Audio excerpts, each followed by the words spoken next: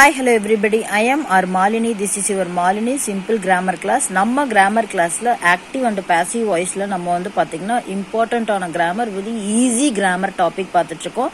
So 12 tensesக்கான அந்த ஒரு active voice structure பார்த்துட்டு simple present tenseோட active and passive structure transformation of active to passive structure பார்த்துட்டு நம்ம ரெண்டு ஹோம்ஒர்க் கொடுத்துருந்தேன். 2 சென்டென்ஸ் வந்து பாசிவ்க்கு மாத்துங்கன்னு சொல்லிட்டு இதை தான் நம்ம பார்த்துட்டு இருக்கோம். ஸோ அந்த சிம்பிள் ப்ரெசன்ட் டென்ஸுக்கான அந்த 2 கொஸ்டின்கான ஆன்சரை பார்க்கறதுக்கு முன்னாடி நம்ம எப்பொழுதுமே வந்து பார்த்தீங்கன்னா இங்கிலீஷ் இதுன்னு பார்த்துட்டு இருக்கோம். ஸோ நம்மளோட மதர் டங் தமிழில் ஒரு சில விஷயங்கள் நம்ம தெரிஞ்சுக்கணும்னா ஒரு நாள் ஸ்டோரி, ஒரு நாள் திருக்குறள், இந்த மாதிரி நான் சொல்ல போகிறேன். ஸோ நம்ம ஒவ்வொரு நாளும் வந்து நம்ம திருக்குறள் கற்றுக்கிட்டோம்னா அதில் இருக்கிற இம்பார்ட்டண்ட்டான கருத்துக்களையும் நம்ம தெரிஞ்சுக்கும் பொழுது நம்ம வந்து ஸ்போக்கனோடு சேர்த்து நம்ம கருத்துக்கள் நம்ம லைஃப் ஓரியன்டு நிறைய இன்ஃபர்மேஷன் வந்து திருக்குறளில் நம்ம திருவள்ளுவர் சொல்லியிருக்கார். ஸோ இந்த மாதிரி டெய்லி ஒரு குறளும் அட் த சேம் டைம் ஸ்டோரியும் சொல்லலான் இருக்கேன். Just cooperate me. இந்த குறள் படித்தா மட்டும் நீங்கள் வீடியோவில் பார்த்தா பத்தாது, ப்ளீஸ் நோட் பண்ணி அதுக்கான அந்த ஒரு மீனிங்கோட நீங்கள் வந்து டெய்லியும் படிங்க. ஸோ இன்னைக்கு ஃபர்ஸ்ட் திருக்குறள் நான் சொல்கிறேன். திருக்குறள் எழுதுனது திருவள்ளுவர். அந்த திருவள்ளுவர் பார்த்தீங்கன்னா 1330 குறள்களில் முதல் குறளாக கடவுள் வாழ்த்துல அதிகாரம் 1ல் முதல் குறளாக எது சொல்லியிருக்காருன்னா கடவுளை பற்றி சொல்லியிருக்காரு. என்னதுன்னு பார்த்தீங்கன்னா அகர முதல எழுத்தெல்லாம் ஆதி பகவன் முதற்றே உலகு. ஸோ எழுத்துக்களுக்கெல்லாம் முதல் எழுத்து எது? ஆ இல்லையா? அகரம் அப்படிங்கிறது பார்த்தீங்கன்னா அது உயிரெழுத்துக்கள் இருக்கு இல்லையா? ஆள்ருந்து அவ் வரைக்கும் அந்த எழுத்துல முதல் எழுத்து அதை தான் அகரம்னு சொல்றாங்க. ஸோ அந்த ஆங்கர எழுத்து தான் எழுத்துக்கெல்லாம் முதன்மையா இருக்கிறது மாதிரி எல்லாத்துக்கும் இந்த உலகத்துல இருக்கிற எல்லாத்துக்குமே வந்து பார்த்தீங்கன்னா கடவுள் தான் வந்து முதன்மையானவர். அது வந்து ஒவ்வொரு மதத்திலையும் பார்த்தீங்கன்னா ஒவ்வொருத்தர் வந்து ஒவ்வொரு விதமாக கும்பிடுவாங்க. பட் கடவுளை நம்ம நம்பி கும்பிடுறோம் இல்லையா, கடவுள்னு சொல்லிட்டு அதுதான் வந்து முதன்மையானது. ஸோ எழுத்துக்கெல்லாம் முதன்மையானது அதே போல் எல்லாருக்கும் உலகத்தில் இருக்கிற எல்லாத்துக்குமே கடவுள் தான் முதன்மையானவராக இருக்கிறாரு. எல்லாத்துக்குமே வந்து நம்பிக்கை கொடுக்கறக்கூடியவராக இருக்கிறாரு அப்படின்னு சொல்லிட்டு இந்த திருக்குறளை நம்ம திருவள்ளுவர் அழகாக சொல்லியிருக்காங்க. ஸோ நம்ம நெக்ஸ்ட்டு ஹோம்ஒர்க் என்னதுன்னு சொல்லிட்டு பார்த்தலாமா? அந்த ஹோம்ஒர்க்கோட அந்த ஆன்சரையும் பார்த்தலாமா? Okay. So see the first one. Dharshini draws a nice picture. So இதில் தர்ஷினி அப்படிங்கிறது பார்த்தீங்கன்னா சப்ஜெக்ட்டு. இங்கே வந்து என்னவா இருக்குதுன்னா நேமிங் வேர்டாக நவுனாக இருக்குது. தர்ஷினி சிங்குலராக இருக்கிறதுனால வேர்ப் 1 கூட எஸ் ஆட் பண்ணியிருக்காங்க. தர்ஷினி டிராஸ் வாட்? Nice picture. அது ஆப்ஜெக்ட். ஸோ இது ஆக்டிவ் வாய்ஸ் ஸ்ட்ரக்சர். இங்கே சிம்பிள் ப்ரெசன்ட் டென்ஸ் நமக்கு தெரியுது. ஸோ இந்த நைஸ் பிக்சரை கொண்டு வந்திருக்க முன்னாடி ஏ நைஸ் பிக்சர் இங்கே சிங்குலர். அப்போ சிங்குலர்னா இது ஐக்கு மட்டும்தான் யூஸ் பண்ணுவோம். சிங்குலராக இருந்தாலும் ஈஸ் தான் சிங்குலருக்கு யூஸ் பண்ணுவோம். அண்ட் ஆர் பார்த்தீங்கன்னா ப்ளூரலுக்கு யூஸ் பண்ணுவோம். ஸோ எது பாரு இங்கே நல்லா பார்த்துக்கோங்க. எந்த ஆன்சர் வரும்னா ஈஸ். ட்ராவோட V3 பார்த்தீங்கன்னா drawn, DRAWN. So is drawn by hmm? By Dharshini. So இதுதான் வந்து பார்த்தீங்கன்னா நம்ம பாசிவ் வாய்ஸ் ஸ்ட்ரக்சர் இந்த சென்டென்ஸுக்கு. ஸோ இங்கே ஈஸ் ட்ரான் அப்படிங்கிறது தான் பாசிவ் வேர்பு. அடுத்து பாருங்க, Balu watches movie. Subject E1 பக்கத்தில் ES இருக்கு. ஏன்னா இது சிங்குலராக இருக்கு. இது naming word. Balu watches what? Movie. So movie இங்கே கொண்டாங்க. மூவி ஒரே ஒரு மூவி. மூவிஸ்னு ப்ளூரல் கொடுக்கல. ஸோ சிங்குலராக இருக்கனால movies watch by Balu. Very easy sentence only. இதுதான் வந்து passive voice structure. So next நம்ம பார்க்க போகிறது சிம்பிள் பாஸ்டுக்கான passive voice structure. At the same time how to convert into passive active from active to பாசிவ்ங்கிறத பார்க்கலாம். Shall we? So simple past டென்ஸில் active voice structure பார்த்தீங்கன்னா சப்ஜெக்ட் பக்கத்தில் compulsory V2 இருக்கும். V2நாவே பாஸ்ட் கம்ப்ளீட்டட் ஆக்ஷனை குறிக்கக்கூடிய வேர்பு. சரிங்களா? Past form. ஆப்ஜெக்ட் இருக்கலாம், அர்ஜென்ட் அல்லது காம்ப்ளிமெண்ட் இருக்கலாம். இங்கே வந்து இந்த ஆக்டிவ் வாய்ஸில் பார்த்தீங்கன்னா சிங்குலர் ப்ளூரல் இங்கே பார்க்க வேண்டிய அவசியம் கிடையாது.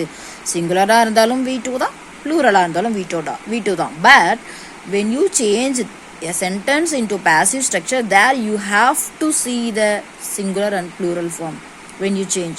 Definitely, because passiveல மாற்றும்போது past B form verb என்னது? passiveல B form verb பார்த்தீங்கன்னா was or were. wasங்கிறது சிங்குலருக்கு மட்டும்தான் யூஸ் பண்ணுவோம். I was, he was, she was, it was singular நவுன்ஸுக்கு யூஸ் பண்ணுவோம். வேறுங்கிறது பார்த்தீங்கன்னா ப்ளூரலுக்கு யூஸ் பண்ணக்கூடியது.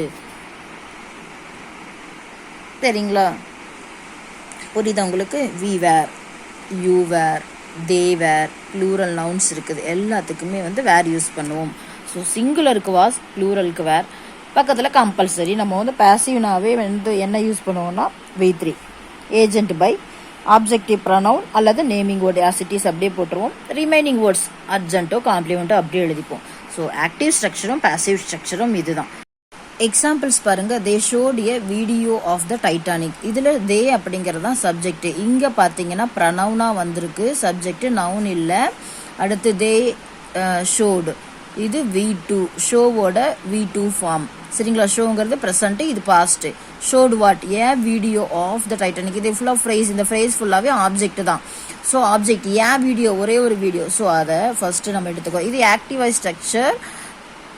வேர்பு 2 வந்திருக்குது, சிம்பிள் பாஸ்ட்னு தெரிஞ்சிருச்சு. ஸோ நம்ம ஃபர்ஸ்ட் எழுதும் பொழுது ஆப்ஜெக்டை ஃபுல்லாக கொண்டு வந்துடணும். A video of the Titanic அப்படியே எழுதிக்கிறோம். அண்ட் வாஸ் வந்து சிங்குலருக்கு. ஸோ வாஸ், ஷோடு தான் தேர்டு ஃபார்மும், அதாவது பாஸ்ட் பார்ட்டிசிபிளும். சரிங்களா? வாஸ் ஷோடு பை தெம், அவ்வளோதான் பேசிவ் வாய்ஸ்க்கு. சரிங்களா? So a video of the Titanic ஆப்ஜெக்டை முன்னாடி கொண்டு வந்துடுறோம். அண்ட் ஆப்ஜெக்ட் சிங்குலராக இருக்கனால வாஸ்ங்கிற singular be form verb and V3 use பண்ணிட்டோம். By whom, them. இந்த சப்ஜெக்டிவ் ப்ரனவுன் ஆப்ஜெக்டிவ் ப்ரனவுனா மாறிடுச்சு. புரிஞ்சுதுங்களா? அடுத்தது பாருங்க. மை பிரதர் சப்ஜெக்ட் இங்கே நவுனாக இருக்கு. Saw V2. My brother saw what? Whom, his friend. So object yesterday அப்படிங்கிறது அர்ஜென்ட்டு. ஸோ இதில் ஆப்ஜெக்ட் என்னது? His friend. சாங்கிறது V2 ஃபார்ம், சியோடது. அதோட தேர்டு ஃபார்ம் பார்த்தீங்கன்னா சீன். ஸோ இது சிங்குலர் அப்படிங்கறனால வாஸ் சீன் பை, யாரால பார்க்கப்பட்டாரு? By my brother yesterday. That's all. So object வந்து பார்த்தீங்கன்னா சப்ஜெக்டாக வந்துருச்சு, ஹிஸ் ஃப்ரெண்ட் அப்படியே வந்திருக்கு. அதே மாதிரி வந்து be form past be form plus V3 and பார்த்தீங்கன்னா agent by and subjective pronoun அப்படியே ஆப்ஜெக்ட்.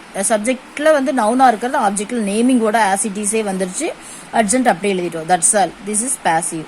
ஸோ இங்கே V2 இருக்கிறது active voice structure. Have you understood?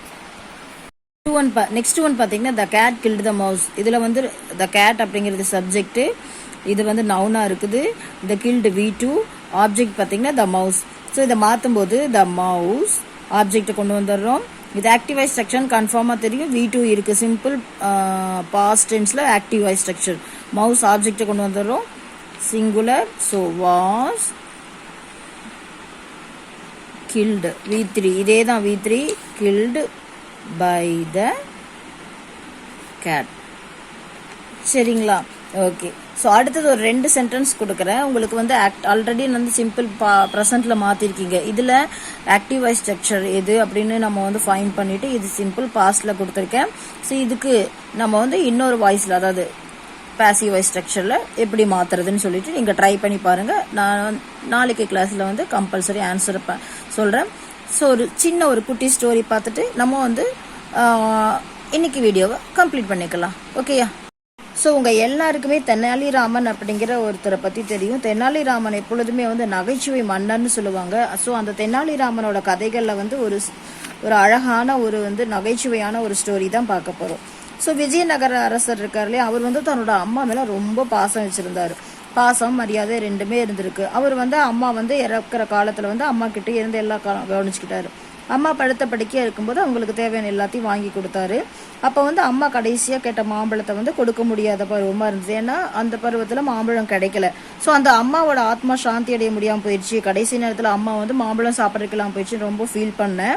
நம்ம விஜயநகர பேரரசர் என்ன பண்ணினாங்கன்னா, சரி இறந்ததுக்கு அப்புறமா புரோகிதத்தை கூப்பிட்டு திவசம் வந்து கொண்டாடணும்னு சொல்லிட்டு அதுக்கான ஏற்பாடுகளை வந்து பயங்கரமாக வந்து ரொம்ப வந்து அரசர் இல்லையா, ரொம்ப வந்து ஆடம்பரமாக பண்ணாராம்.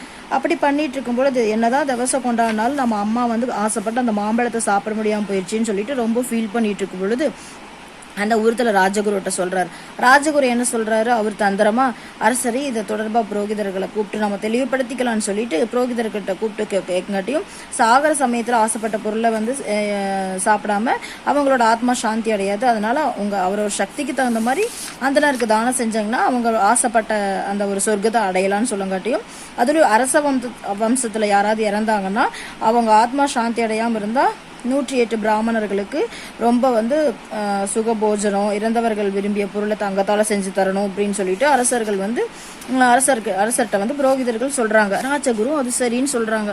இந்த பிராயச்சித்தை வந்து கருட புராணத்துல குறிப்பிட்டிருக்குன்னு சொல்லிட்டு ராஜகுரு வந்து எக்ஸ்பிளனேஷன் கொடுத்ததுக்கு அப்புறமா அரசர் என்ன பண்றாருன்னா அது ஒரு வேத வாக்காவே எடுத்துக்கிட்டு அதுக்கு ஏற்பாடு செய்யறாரு. 108 மாம்பழம் தங்கத்திலேயே வந்து செஞ்சு வெள்ளித்தட்டுல வச்சு ஒவ்வொரு 108 அந்தனர்களை ஒவ்வொருத்தரா கூப்பிட்டு கொடுக்குறாங்க. எல்லாருக்கும் சந்தோஷம். ஆனா தெனாலிராமனுக்கு சந்தோஷம் இல்லை. ஏன்னா அரசரை வந்து ஏமாத்துறாங்க அப்படின்னு சொல்லிட்டு அவருக்கு வந்து தெரிஞ்சிருச்சு. 2 நாளுக்கு அப்புறமா வந்து இவர் வந்து நம்ம அரசருக்கு வந்து எதனாவது ஒன்று பாடம் கற்பிக்கணும்னு சொல்லிட்டு தெனாலிராமன் என்ன பண்றாரு, என்னோட அம்மாவுக்கு திவசம் வாங்க அரசர்கிட்ட தானம் பெற்ற மாதிரி 108 பேரும் நான் கொடுக்குற தானத்தையும் வாங்கிக்கிறேன்னு சொல்லிட்டு கூட்டிட்டு போறாங்க. அப்ப தெனாலிராமன் வீட்டுக்கு போறவங்களுக்கு ஐயோ தங்க கட்டி வெள்ளித்தட்டை எல்லாம் கிடைக்கும் அப்படின்னு சொல்லி நினைச்சிட்டு போனா தெனாலிராமன் தன்னோட ஒய்ஃப்ட சொல்லி சூட்டுக்கோள் இருக்குல்லையே அதை வந்து அடுப்புல பழுக்க காய வச்சு என்ன பண்ணிடுறான்னா 108 அந்தனருக்கும் வந்து பாத்தீங்கன்னா தானம் வாங்கிக்கன்னு சொல்லிட்டு முதுகுல கையில எல்லாம் வந்து சூட்டுக்கோளால சூடு போட்டுறான்.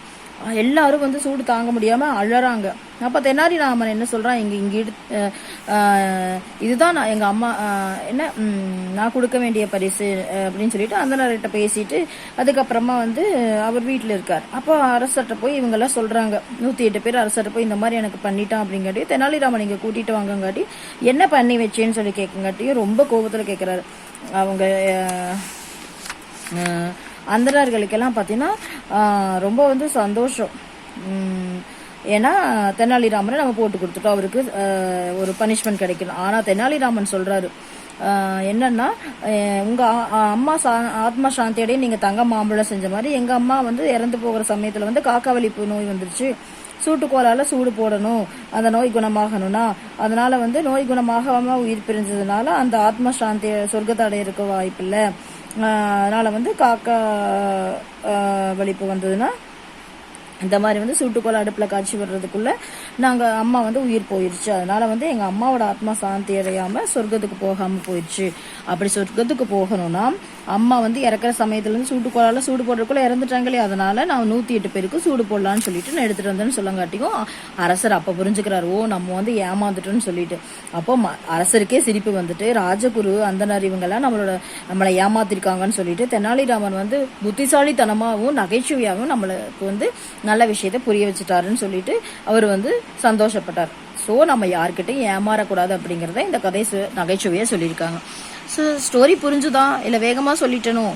சரி, நெக்ஸ்ட் டைம் ஷார்ட் ஸ்டோரியா சொல்கிறேன், சரியா? So that's all the today's class.